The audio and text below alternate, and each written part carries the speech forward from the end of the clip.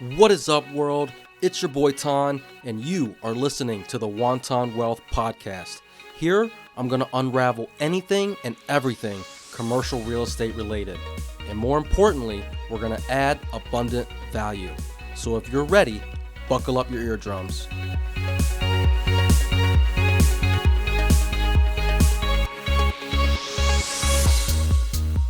Welcome back, friends. Today I have for you part one of a two-series conversation that I had with probably one of the strongest people that I know mentally. Strap on your seatbelts. This is going to be a killer. So today I got for you guys Tom Rauen, who's an absolute rock star. This dude has the most interesting story that I've ever met from anybody. So Tom, I'm not gonna butcher your intro. Why don't you just give the people a quick synopsis of who the hell you are, what you're doing, and just where you're at now? Yeah, so Tom Rauen from Dubuque, Iowa, CEO and founder of 1-800-tshirts.com and Rauen Capital, Fast Food Landlord. So into triple net lease commercial real estate, and some of our tenants are Starbucks, Arby's, Applebee's, FedEx, Midas Muffler, anything prime real estate in whatever city we're going in, long-term triple net leases, and like to go on crazy adventures and just live life to the fullest. All right, so a lot to unpack here, and we're going to visit a couple of those things, but I got to tell you guys the story of when I first met Tom. This was probably 2-3 years ago at the Best Ever Conference, something around there. So a bunch of us degenerates are hanging out at the bar, our little watering hole in the hotel that the conference is at, and somehow we link up with Tom, and we're getting after it, right, with just all the non-residential people, and it's like 12:30 at this point, and the bar in Salt Lake City closes at like 1.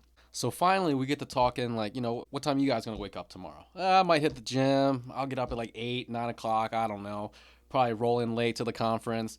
Tom was like, oh man, I got to get up at like 5. I'm like, hold the fuck on. What do you mean you're going to get up at 5? So he goes, yeah, man, I got to go run tomorrow. I'm like, what? Some crazy training regimen or something, blah, blah, blah. So I keep digging. And Tom goes, actually, I'm going to run like, it was either 10 or 13 miles the next morning. And I was like, this dude is out of his fucking mind. He's going to wake up with 4 hours of sleep and run 13 miles tomorrow. So if you guys are listening, I'm already floored just telling this story. So we keep digging and keep digging. It might not have been that night, probably the next day or whatever. Let's say it was the next day. I go, Tom, did you really run 13 miles this morning? Sure as shit, he ran 13 miles that next morning. So I kept digging. I'm like, what the hell are you fucking training for? Like, I haven't ran 13 miles in my entire life, nor walk 13 miles my entire life. And this guy's just waking up early doing 13 miles. He goes, oh man, I'm training for this next ultra marathon. And I'm like, ultra marathon? So how long's the race? He goes, 100 miles. I go, hold the fuck on. Are you shitting me right now? 100 miles. I'm like, what does this take? He goes, I don't know. Less than, somewhere around 24 hours, less than that. I get it done in roughly like 18 or so. And I am baffled at this point. I have no words to say. And on top of that, to put more salt on the injury, he goes, and I actually win them. I don't know how crazy this guy is to do 100-mile races. Like, I hope you guys are as floored as I am, because I think this is absolutely crazy. So Tom, why 100-mile races? Like, what makes you want to do 100 miles instead of like, are marathons just too easy for you now? Like, what the hell's going on in your mind right now?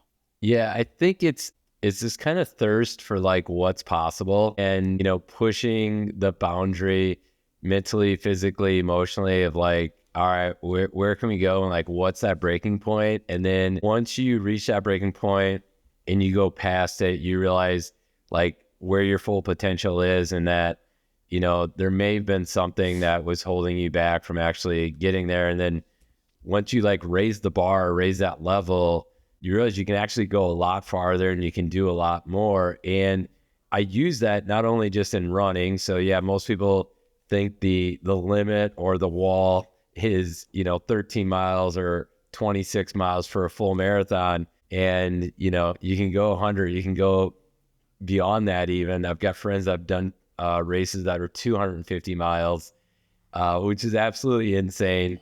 But the same goes for investing in real estate and running a business, right? Like I remember our first couple deals, like my first deal was 100,000, it was $105,000. And then I remember my first deal that was at $1 million, right? And both of those took like some mental and emotional capacity to like, okay, you're up at night thinking about it, like, sweating a little bit, right? Because it's a big deal. And then, but then once you get through that, and once you learn that, and then next thing you know, the next deal is 3 million, and then 4 million, and 5, and then 7. It's like, so once you've done a $7 million deal, all of a sudden the $1 million one seems really easy. And the same goes for running 100 miles. Once I've ran a 100-mile race or climbed like a big mountain, waking up, on a Saturday morning after being out with, you guys drinking all night, 13 miles doesn't seem like too much to me because I've pushed the bar, pretty hard. So what you're saying was it was harder staying up late and drinking with us than running 13 miles. Oh yeah. Yeah, definitely. Okay, so I want to hit on these crazy shit that you've done in the past. So 100-mile runs, and I'm guessing that's probably one of the longest or the longer runs that you've done. Yes? Yeah. Give me some like crazy ass shit that happens during these crazy ass runs. Whether it's a mental thing that you're going through, trying to fight through that, or just shit that you see running for fucking 18 hours. Yeah. So the one I did, it's the biggest in the world. It's called UTMB, Ultra Trail Mont Blanc. And you start in Chamonix, France, run through France, Italy, and Switzerland. It's 109 miles with 33,000 feet of climb and descent. And it starts at 6 p.m. So they purposely have it set up so you're going to be running basically throughout 2 nights without sleep. And so the second night is when you really start getting that sleep deprivation and are hallucinating and seeing stuff. So, I can't describe it. I was seeing like giant spiders, saw what I thought were goats. They were not, they were just shadows and, just all sorts of crazy stuff. So your mind definitely goes into some different places, but no matter how hard you prepare for a 100-mile race, you don't know what's going to happen throughout the course of that amount of time and that amount of miles. There's so many variables that can happen from a nutrition standpoint, muscle standpoint, mentally. You're telling yourself to quit 1,000,000 times and to keep going 1,000,001 times. And again, like I relate all this back to doing business or investing in real estate because the same things happen. Like you get a deal in a contract and you're working through all the due diligence and you're probably like talking yourself out of that deal 100 times and talking yourself back into it 101 times. And you're also encountering obstacles along the way. So whether you're bringing your own capital or you're raising money, there's obstacles, there's things you got to overcome. There's stuff that just happens that no matter what happens, whether in a 100-mile race or in the real estate, again, you can have the best game plan. You can know what you can like, here's what you think's going to happen. And then at the 11th hour, the lender calls up and changes, something. They need a phase 1 or they need something else, or the seller or somebody or the buyer in some cases, like something changes. So you always have to be like ready to pivot, make adjustments, and just like figure out how to keep going and to get to the finish line. Got it. It's all about that finish line, right? So you mentioned 1-800 t-shirts. Give us a little bit more color on when that was started, what's it doing now, and just kind of the basics of like why you even started it. Yeah, so that's the main business. The real estate still, what I call the side hustle as we're growing up our portfolio. I started 1-800 t-shirts in my parents' basement 20 years ago. We do custom apparel for businesses all throughout the United States. So everything from, polos to jackets, hats, t-shirts, hooded sweatshirts, anything that you can print on, all sorts of swag. And, started my parents' basement 20 years ago, have been growing at an annual average rate of 20% a year for 20 years. We had the Inc. 5000 list for fastest growing companies in the U.S. 3 years in a row. And now, I went from my parents' basement to now, where we're at 20 years later, we're in a 35,000 square foot production facility where, we're doing the screen printing, we're doing the embroidery, and we've got, a big team of people doing the printing and everything else. We've got designers, we've got a sales team, customer service team, everything else. And so a fun business, work with a lot of different clients, and it's been the thing I've done since the beginning. Hell yeah, brother. That's badass. So 1-800 t-shirts, you had to buy that domain for super early on, right? Or was it pricey? No, so we acquired that domain and the phone number with another business in 2020, right in the middle of the pandemic. And I utilized a lot of the real estate stuff that I've learned as far as seller financing and structuring a deal with this deal. So I'd reached out to the owner of it in 2015, and for 5 years was basically forming a relationship with them, following up with phone calls, sending handwritten letters in the mail, sending emails, basically every month or two for 5 years. And so again, similar to real estate, if you're going after a property and you're kind of cold calling them and showing interest and starting to build that relationship and reach out to them, it's not gonna happen on the first time. So it took a lot of nurturing, and over that course, that 5 years, we built that relationship. So when it came time to sell, we worked out a deal, did seller financing, and had it all come together. So it was, a great deal for both sides, and we still have a great relationship with that seller, which again, I always just relate, like whether it's running or operating the t-shirt business or doing real estate, like everything correlates and the same principles kind of go hand in hand from each thing. So, with this seller of the business we bought, we still have a great relationship. So, which I tell, anyone investing in real estate, like you don't want to screw somebody over. You want to make sure you have a good relationship with, the selling broker, the seller, any buyers, anyone that you really deal with in the industry, because chances are either they're going to have another property come available, or you're going to have something down the line where you're going to cross paths again. And so I've always, just had great communication and great rapport with anyone I've dealt with on the buy or the sell side, because I understand, like, over the course of the next, 10, 20, 30 years, we're probably going to cross paths again on another deal. 100%. 100%. Before we get into the meat of it, where we're talking about the real estate, I do want to touch on t-shirts just one last time, because you guys don't know this, but Tom holds the Guinness World Record for the most t-shirts worn. And so, Rauen, why don't you give us the backstory behind you, whatever the record was, and how you prepared to beat it, how many shirts you wore, etc. Give us all the juicy parts. Yeah, so I broke the Guinness World Record for wearing the most t-shirts at one time, and that was 247 t-shirts. If you can imagine what that looked like, I was like the, Michelin man, basically, type thing. And it was, it ranged from size medium shirts all the way up to last year was a 20 XL. And I almost died in the process. The weight and the pressure of that many shirts on a human body is not recommended, apparently. So I've always grew up, reading the Guinness World Records and seeing the book. And I was like, oh man, it'd be so cool to do a record someday. And then I just searched one day. I was like, all right, I'm going to search t-shirt records and see what was out there. It was like, biggest t-shirt in the world that was like the size of a football field. And there was a couple other ones. And I saw this one. I was like, oh my gosh, this is so ridiculous. I've got to attempt to do this. And so practiced a bunch and kind of just put together like a team of people to help with it. We hosted a big event to do it live, flew in the adjudicator from Guinness World Records to, make sure we were counting and doing everything according to the rules. And then we sold sponsorships on all the shirts and raised a little more than $5,000 for Juvenile Diabetes Research Foundation.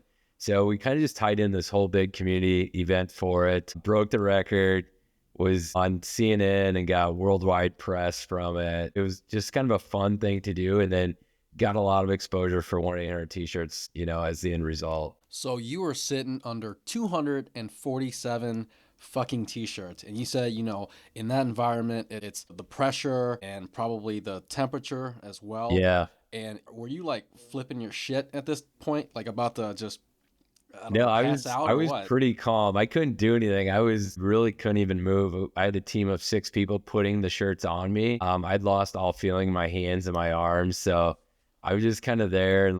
I had an out of body experience. It was crazy. Like afterwards, I was like, man, I almost ended up on that show of like crazy ways to die. Yeah, You know, no that's shit. like, holy crap, that would have been just weird. But yeah, it was quite the experience. So like obviously with all the crazy shit that you're doing, you have a lot of mental fortitude, a lot of like toughness mentally, right? And I bet you would be a subscriber to the David Goggins thought that, you know, when you think you're done, you're actually only 40% into what your body's capable of actually doing. So you Yeah. essentially have 60% left in the tank. Could you have put on one more shirt?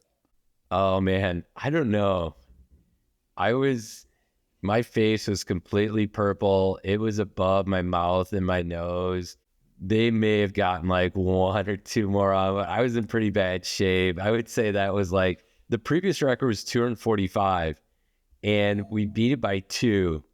And the reason was like, you know, we got to the record, then we beat it, and then my wife was like, all right, we got to do one more in case we miscount it or something. So that, I feel like that was a point where I for sure maxed out. I mean, I was in a bad spot to break that record. I'll say that. Or maybe she was just trying to get rid of you. Yeah, life insurance was paid out, baby. Okay. So a lot of cool shit that Tom's in, and so we're gonna transition to real estate now, and this might be the more boring part of it, hearing all the cool shit that Rowan's done. But Tom, you mentioned your first deal was 105,000. Yeah, Is that right? That yeah, was fourplex. fourplex. Wow, that's pretty fucking cheap. Yeah. Yeah, Also in Dubuque. yeah. So, bad area of town, complete shithole. Fourplex on seller financing. So I only had to put down like, it was like $5,000 down.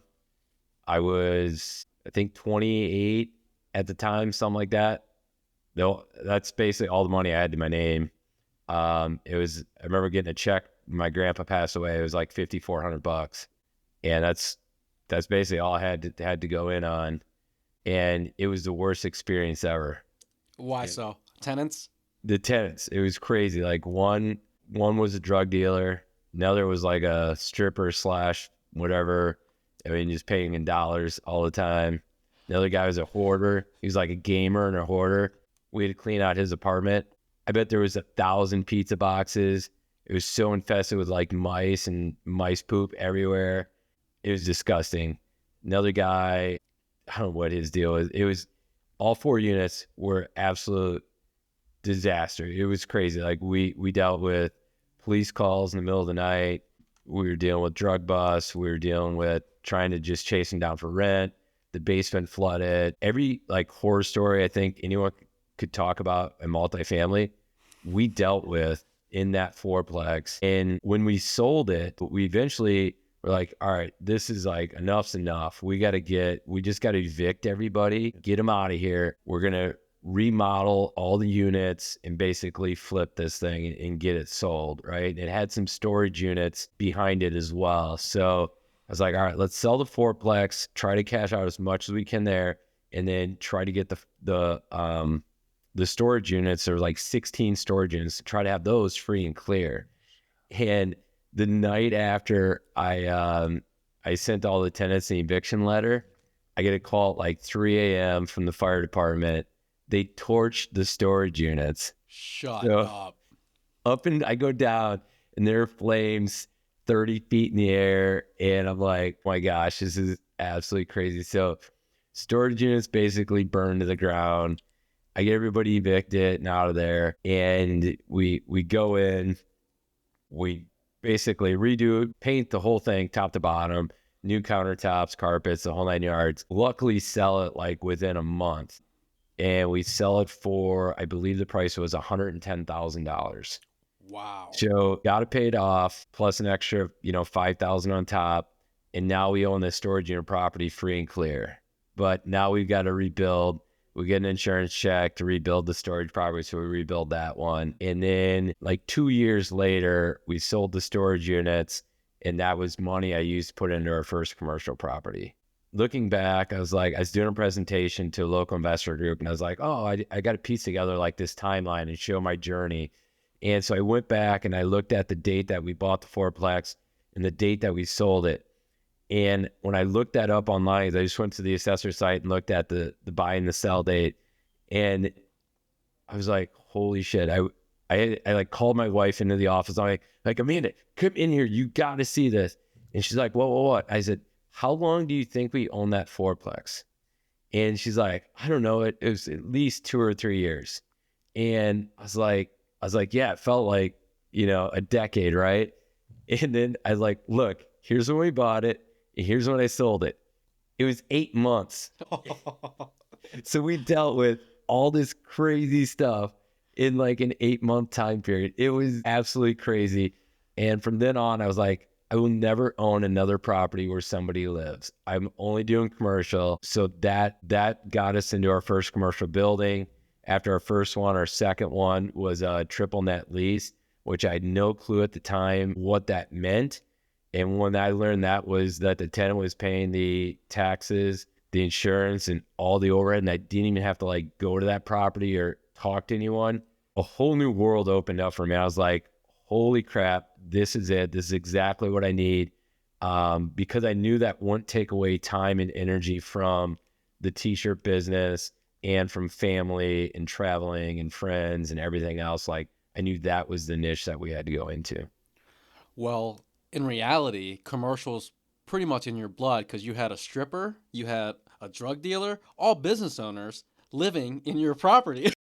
I mean, I'm an entrepreneur at heart. I love entrepreneurs, but these were not the type I wanted living in my Not property. the type of business people that you wanted in your building, No. right?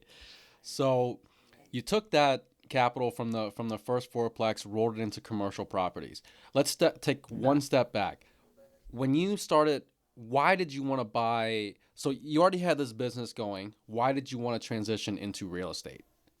Yeah, so a couple things. One, I knew like long term, I want to be able to generate some passive income and start growing some wealth in the background. And so if there's like a downturn or something happened where the t-shirt business, you know, failed or gotten, a bad situation, like that we had other income sources coming in to help support our family and things like that. And we needed, at that point, we were in a 2,000 square foot space for the t-shirt business, and we were growing. And I was like, all right, well, if we're going up, to a 4 or 5,000 square foot space, I don't want to be paying all that rent. I would rather just be paying myself for it. So we had looked for a good year or two at spots, and I just couldn't find a spot because I wanted a great location, great visibility from the highway and all these things. And the space I found was 12,000 square feet, and we were at 2,000. I was like, holy crap, like this doesn't make sense. And I looked at this space a year earlier, and it didn't make sense then. It still didn't make sense now. Plus, it was way out of our price range. It was listed, it was like $950,000. And it was an old electronics store. And I came back to it, and I'm like, I'm piecing together, I'd read Rich Dad Poor Dad and a few other real estate books. And I'm trying to like piece stuff together. I'm like, okay, how can I make this work? Like, one, it's way more than we've got enough money for. And then two, like, I don't need 12,000 square feet. I'll never need that for the rest of my life to fill up a t-shirt business. So I remember like the concept of house hacking on how you buy a duplex, you live in one side, you rent out the other side, and the renters help them pay for the mortgage. And I'm like, I wonder if I can house hack this commercial property. And so I was like, you know what? We don't need all 12,000 square feet. So I was like, what if we redo the facade, we turn it into multiple storefronts, and we take 7,000 square feet and then lease out 5,000, and the 5,000 would cover the mortgage for it. And so I kind of just like put that together, put an offer in at $650,000. They accepted it. I had no clue how to get the money for it then, or to finance it, or anything. And so we sold the storage units, and then I kept piecing together some other, literally pulling money out of the couch cushions to get the down payment. Did an SBA loan on it. So then we only had to put 10% down instead of 20%. So I only had to come up with $65,000. But I was like 30 years old. Like, to find $65,000 at the age of 30 was, I am scraping this thing together. I did extend, looking back on this, Tanya, this is going to blow your mind. I extended the closing 6 times. We were under contract for this thing for like 7 months, and the building was vacant for like 2 years. So these sellers had to just like, I don't know what was going through their head. I can't believe they didn't finally just like pull it and say, you know what, we're taking the earnest money and running with it. But I extended that thing and just kept extending it because I needed more time to like find the capital and everything else to make the deal happen. And then, I sold the belief and the vision and the plan to, one of our local banks to finance it. And, they said, how long do you think it's going to take you to lease up? I'm like, a year. And they said, all right, well, if you can do it within a year, we think you can, make the numbers work. And luckily, like, within 2 months, we'd found a tenant to take all 5,000 square feet, and boom, we were like off to the races. The full cycle on that building, that's one of the, besides the fourplex and the storage units, that building is the only other building that we've sold. And we sold it in 2021. So bought it in 2012 for $650,000. 2021, 9 years later, we sold that building for $1.65 million, for $1 million on the upside. Holy shit, bro. What a rip. I love the creativity behind it and the tenacity of extending, selling the lender on it, and just making shit work. You know what I mean? Love that. And that's a wrap. If you've made it this far, that means you've listened to the entire episode. So thank you. I hope you enjoyed it, and if you did, please leave a review on Spotify, Apple Podcasts, or wherever you're listening from. And if you've learned something or found it useful, share it with one of your homies. And if you want to get in touch with me, I'm pretty active on IG. My handle is pro_TANH. Reach out, let me know what you liked, what you didn't like, or what you want to hear about in the future. I'm here to tailor this to you. Until next time.